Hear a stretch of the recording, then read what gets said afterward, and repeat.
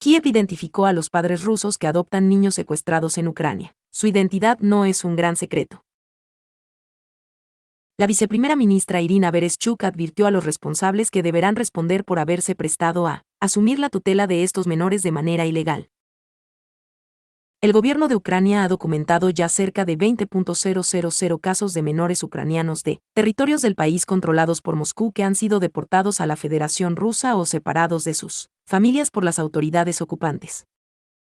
Algunos de estos niños han sido dados en adopción a padres rusos, a quienes el gobierno de Kiev se ha dirigido directamente para advertirles de que conoce su identidad y deberán responder por haberse prestado a asumir la tutela de estos menores de manera ilegal. Una vez más, recuerdo a todos los así llamados adoptivos y tutores rusos. Tarde o temprano tendrán que asumir vuestra responsabilidad por esto, dijo anoche en su cuenta de Telegram la viceprimera ministra ucraniana, Irina Vereshchuk, que publicó su mensaje en ruso para que los rusos lo puedan leer. Vereshchuk calificó de ilegal y vil la práctica de llevarse a niños huérfanos de Ucrania y darlos en adopción a ciudadanos rusos. Es especialmente repugnante el caso de quienes presumen de haber adoptado a niños secuestrados en Ucrania, agregó la viceministra.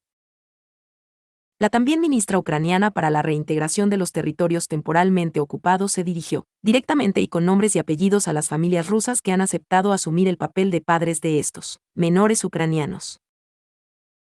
Vuestra identidad no es un gran secreto, ni para las fuerzas del orden ucranianas ni para las internacionales, escribió Vereshchuk.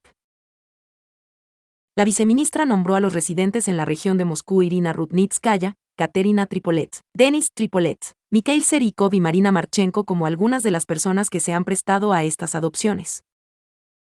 Estamos hablando de decenas de ciudadanos rusos que, por alguna razón, han llegado a la conclusión de que les está permitido adoptar a huérfanos secuestrados en Ucrania, remachó Vereshchuk, que exigió a las autoridades rusas que devuelvan a Ucrania a todos los menores deportados o separados de sus padres.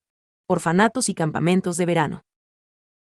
Desde que Rusia comenzó la invasión a gran escala de Ucrania en febrero del año pasado, el gobierno de Kiev ha denunciado repetidamente el traslado forzoso al territorio de la Federación Rusa de niños ucranianos de los territorios ocupados por Moscú. Ucrania ha identificado a un total de 4.390 niños ucranianos que estaban bajo la custodia del Estado y viven ahora en territorios controlados por Rusia o en la propia Federación Rusa. Moscú ha asumido la tutela legal y deportado a varios puntos de la geografía rusa a niños ucranianos que vivían en orfanatos, pero también a numerosos menores de los territorios ocupados por el ejército del Kremlin a quienes sus padres permitieron participar en colonias de verano y campamentos para adolescentes. Algunos de ellos fueron separados de sus familias al recuperar el ejército ucraniano durante su estancia en esos campamentos los territorios en los que vivían hasta entonces con sus padres, según explicaron a la agencia de noticias EFE activistas cívicos ucranianos que trabajan para lograr la reagrupación familiar de estos niños. Según datos oficiales, Ucrania ha logrado devolver a su territorio a 327 menores de cuya custodia se había hecho cargo Rusia de manera ilegal. Algunos de estos menores han declarado a los medios haber sido adoctrinados con propaganda rusa y forzados a renegar de sus familias y de su condición de ucranianos. Esta alta funcionaria rusa informa periódicamente de la adopción, por parte de familias rusas, de menores ucranianos de los territorios ocupados. La propia Lvova Belova ha adoptado a un menor de Mariupol, la ciudad devastada y conquistada por Rusia la primavera pasada, y defiende la reeducación de estos niños. El jefe de la Agencia Nuclear de la ONU desmintió a Rusia. La munición con uranio empobrecido no supone riesgo radiológico. El director de la OIEA aclaró que no puede ni apoyar ni rechazar el suministro de dichos proyectiles al ejército ucraniano por parte del Reino Unido. El director del Organismo Internacional de Energía Atómica, OIEA, Rafael Grossi, negó hoy que la munición occidental con uranio empobrecido suponga un peligro radiológico para Ucrania, como denunció el presidente ruso, Vladimir Putin. Ese armamento no conlleva un peligro radiológico, dijo Grossi a la prensa al llegar a la central nuclear ucraniana de Zaporizhia, ocupada desde hace un año por tropas rusas, según informó la agencia Interfax. Con todo, aseguró que, como director del OIEA, no puede ni apoyar ni rechazar el suministro de dichos proyectiles al ejército ucraniano por parte del Reino Unido. Sin duda, como todos, quiero que la guerra se termine lo antes posible, afirmó. El director de la OIEA también dijo que estaba trabajando en un plan para garantizar la seguridad de la planta de Zaporizhia, la más grande de Europa. Estoy tratando de preparar y proponer medidas realistas que serán aprobadas por todas las partes, dijo Grassi. Tenemos que evitar una catástrofe. Soy optimista y creo que eso es posible. La pasada semana Putin aseguró que la munición con uranio empobrecido era un peligro para el entorno y para los propios ucranianos, y advirtió que Moscú se vería obligado a reaccionar en caso de que Ucrania utilice armamento con componente nuclear.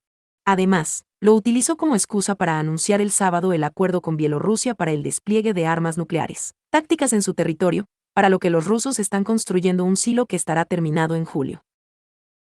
El Ministerio Británico de Defensa acusó a Moscú de desinformar por decir que la munición con uranio empobrecido tiene un componente nuclear. Un portavoz de esta cartera señaló que el ejército británico ha utilizado uranio empobrecido en sus proyectiles perforantes durante décadas y es un componente estándar y no tiene nada que ver con armas o capacidades nucleares. ¿Qué es el uranio empobrecido? Es un subproducto del proceso de creación del uranio enriquecido, más escaso, que se utiliza en el combustible y las armas atómicas. Aunque es mucho menos potente que el uranio enriquecido e incapaz de generar una reacción nuclear, el uranio empobrecido es extremadamente denso, 1,7 veces más denso que el plomo, una cualidad que lo hace muy apreciado como proyectil capaz de penetrar el blindaje y el acero. Cuando se dispara, una munición de uranio empobrecido se convierte esencialmente en un dardo de metal exótico disparado a una velocidad extraordinariamente alta, explicó a Scott Boston, analista senior de defensa de Centro de Investigación Rand Corporation. En la década de 1970, el ejército de Estados Unidos comenzó a fabricar proyectiles perforantes con uranio empobrecido y desde entonces lo ha agregado al blindaje compuesto de sus tanques para reforzarlos. También ha agregado uranio empobrecido a las municiones disparadas por un avión conocido como el asesino de los tanques, el avión de apoyo aéreo cercano a A-10 de la Fuerza Aérea. El ejército norteamericano todavía desarrolla municiones que usan uranio empobrecido, en particular el proyectil perforante M829A4 para su clave tanque de batalla M1A2 Abrams, señala Boston. Las municiones de uranio empobrecido se utilizaron en la Guerra del Golfo de 1991, contra los tanques T-72 de Irak y nuevamente en la invasión del país en 2003, así como en Serbia y en Kosovo. Los veteranos militares estadounidenses de esos conflictos han cuestionado si su uso condujo a las dolencias que ahora enfrentan. ¿Cuál será el impacto de los tanques alemanes Leopard 2 contra la invasión rusa a Ucrania? Mientras Kiev se ilusiona con una contraofensiva para empujar a las tropas de Putin hacia el este, espera que los factores climáticos sean los adecuados para el despliegue de sus nuevos blindados. Alemania y Reino Unido entregaron esta semana a Ucrania tanques pesados de confección occidental que deben reforzar la capacidad de las tropas de Kiev para repeler las fuerzas invasoras de Rusia. No obstante, su implementación no sería inmediata, ya que otros factores podrían mermar los escenarios en los que alcanzarían su eficacia ideal. Estos tanques, en la lista de deseos de Kiev desde hace tiempo, fueron comprometidos por los países occidentales este año y llegan a tiempo para la esperada ofensiva que Ucrania planea para la primavera boreal contra el ejército ruso. A la espera de los tanques Abrams estadounidenses, la llegada de los carros de combate Leopard 2 y Challenger aumentará la capacidad de fuego ucraniana y puede marcar la diferencia ante la prevista campaña de primavera. En un conflicto militar caracterizado por los ataques en tierra, la combinación de material de artillería, tanto cañones como morteros, y de infantería, apoyados por una poderosa fuerza de blindados, puede ser decisiva para superar las líneas de defensa rusas. Una posibilidad que no ha pasado inadvertida a las autoridades rusas, que han vuelto a poner sobre el tapete la carta nuclear ante la falta de avances en el frente ucraniano durante la campaña invernal y en un intento de obligar a Occidente a renunciar, a largo plazo, a armar al ejército enemigo. Dificultades de los tanques. La efectividad de los tanques depende especialmente de las operaciones combinadas y de una serie de consideraciones del campo de batalla. Pero el clima, que cambiará en las próximas semanas, es uno de los factores clave. El hielo del invierno está descongelándose y creando charcos de barro en los campos. El clima es terrible para ese tipo de tanques, porque son demasiado pesados y se atascan en el lodo, dijo a Newsweek Marina Mirón, investigadora postdoctoral en el Departamento de Estudios de Guerra del King's College de Londres, Reino Unido. De esta forma, transitar por caminos sin pavimentar sería notoriamente difícil y arriesgaría vulnerabilidades frente al enemigo. No tendría ningún sentido usarlos en este momento, agregó. La excepción sería si se limita su uso a las principales carreteras del país. Por ello, aunque la contraofensiva es muy esperada, una opción sería postergarla hasta que el terreno se solidifique. Que lleguen en marzo no significa que se vayan a usar en marzo, apuntó a Newsweek David Dunn, profesor de política internacional en la Universidad de Birmingham, Reino Unido. Esperar unas semanas le daría mayor abanico de opciones a Kiev para desplegar los tanques donde lo crean conveniente. De todas formas, Mark Cancian, asesor principal del Centro de Asuntos Estratégicos y Estudios Internacionales, dijo a Newsweek que es una buena opción desplegarlos lo antes posible aunque no sean utilizados, porque llevará un tiempo integrarlos en una unidad. Así, quedarían listos para la contraofensiva, un tipo de operación ideal para estos tanques en términos de potencia de fuego, protección y movilidad. Leopard 2, la joya europea.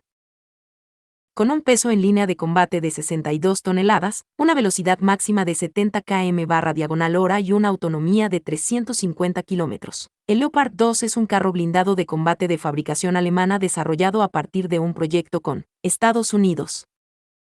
La idea era fabricar un tanque que combinara la movilidad con la protección y la capacidad de combate. El resultado fue el Leopard 2 en Alemania y el Abrams en Estados Unidos, dos de los carros de combate más avanzados del mundo.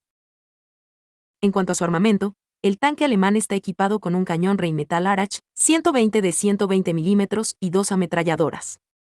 Además, tiene la capacidad de atravesar zonas inundadas y ríos de hasta 4 metros de profundidad y dispone de un periscopio. El consorcio Krauss-Maffei-Wegmann, KMW, produce el Leopard 2 en serie desde 1978, en diversas variantes según las necesidades del cliente, y además se han hecho desde entonces algunas mejoras. De las factorías del consorcio alemán han salido alrededor de 3.600 ejemplares. El ejército alemán llegó a tener 2.125, pero a partir de 1990 empezó a reducir sus existencias hasta llegar a los 328 que tiene actualmente. Algunos de esos vehículos llegaron a España en 1998 bajo un acuerdo de leasing que, finalmente, se materializó en compra. Challenger, el carro de combate británico. El Challenger 2 es el carro de combate principal en servicio en el ejército británico y en el ejército real de Omán. Aunque su función principal es destruir o neutralizar blindados, el Challenger 2 puede operar en todo el espectro de conflictos de alta intensidad. Fabricados desde los años 70 en el Reino Unido, los blindados Challenger tienen un peso en combate de 75 toneladas, una velocidad máxima de 59 km por hora, una autonomía de 550 km y 4 tripulantes. El vehículo está equipado con un cañón de tanque L30 de 120 mm, capaz de disparar tanto penetradores de varilla larga, un tipo de munición diseñada para penetrar el blindaje de un vehículo, como munición de alto poder explosivo, y Explosive Squad Head, es. El armamento secundario incluye un cañón de cadena coaxial de 7,62 mm y una ametralladora de uso general de 7,62 mm montada en un pivote. En mayo de 2021, el Ministerio de Defensa británico adjudicó un contrato para modernizar 148 carros de combate principales Challenger 2 para el ejército británico. El vehículo modernizado, que se denominará Challenger 3, será un carro de combate principal digital y conectado a la red con una letalidad de vanguardia, una capacidad de supervivencia mejorada y unas capacidades de vigilancia y adquisición de objetivos mejoradas.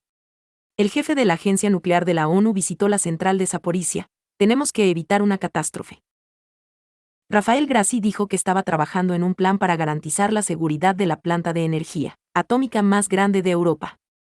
También negó que la munición occidental con uranio empobrecido suponga un peligro radiológico para Ucrania.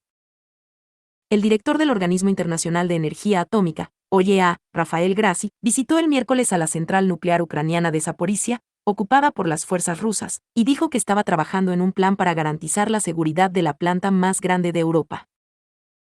Estoy tratando de preparar y proponer medidas realistas que serán aprobadas por todas las partes, dijo Grassi, citado por las agencias de noticias rusas. Tenemos que evitar una catástrofe. Soy optimista y creo que eso es posible. La visita de Grassi coincide con los persistentes temores por la seguridad de la central, situada en la región sureña de Zaporizhia, frecuentemente bombardeada desde el inicio de la invasión rusa. Creo que la situación en general no está mejorando. Es obvio que la actividad militar está aumentando en toda esta región, dijo Grassi durante la visita al sitio. Se trató de la segunda visita de Grassi a Zaporizhia desde que Rusia invadió Ucrania en febrero del año pasado.